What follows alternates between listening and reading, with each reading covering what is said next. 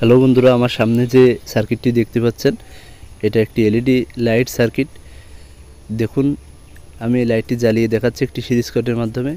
এই ধরনের সার্কিটগুলো আপনার গ্যারান্টি হোক বা নন গ্যারান্টি হোক, যে কোনো বাল্বে আপনি ব্যবহার করতে পারবেন এবং খুবই কোয়ালিটিফুল এবং লং লাস্টিং। তো চলুন দেখে নিই এই সার্কিটগুলো কীভাবে তৈরি করতে হয়।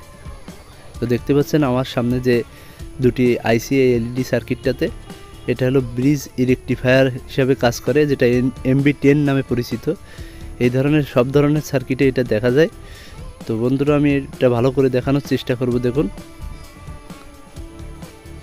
আপনারা দেখতে পাচ্ছেন MB10 লেখা আছে, এর অপোজিট সাইডে প্লাস এবং মাইনাসও লেখা আছে।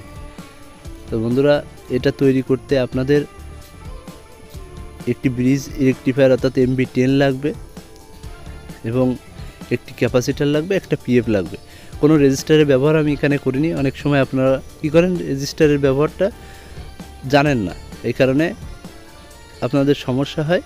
তো আমি এই MB10টি এখান থেকে তুলে নেব এই সার্কিটটাতে, এবং আমি আপনার যে ক্যাপাসিটারগুলো ব্যবহার করব এখানে, এটা আপনার 4.7 মাইক্রোফ্যারাড 400 ভোল্ট হোক, বা 2.2 মাইক্রোফ্যারাড 400 ভোল্ট হোক, বা 3.3 মাইক্রোফ্যারাড 400 ভোল্ট হোক, যে কোনো এই ধরনের যে কোনো ক্যাপাসিটার আমি এখানে ব্যবহার করব।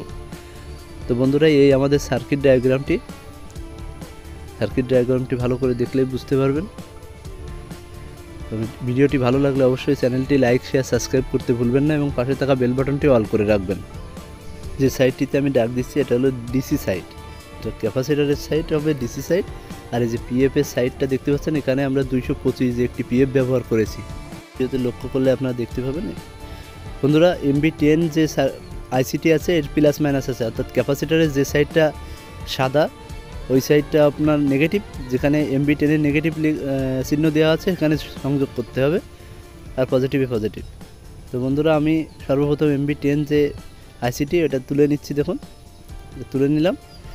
এবার আমরা এটা একটি ক্যাপাসিটার ব্যবহার করব, যে ক্যাপাসিটারটা 3.3 মাইক্রোফ্যারাড 400 ভোল্ট, আর এর সাথে একটি পিএফ ব্যবহার করব। বন্ধুরা, এই দেখুন সার্কিটটি। এই আপনারা ভিডিওটি ভালো করে দেখলেই বুঝতে পারবেন, এটা 225 যে একটি পিএফ। তো এটা আমাদের এসি সাইড, এটা আমাদের ডিসি সাইড। তো আমরা এটাকে সার্কিটে সংযোগ করব। দেখুন, এলইডি সার্কিটে এখানে সংযোগ করে নিচ্ছি, এবং একটি সিরিজ কটের মাধ্যমে আমি এটাকে লাইন দিয়ে চেক করব এটা জ্বলে কিনা।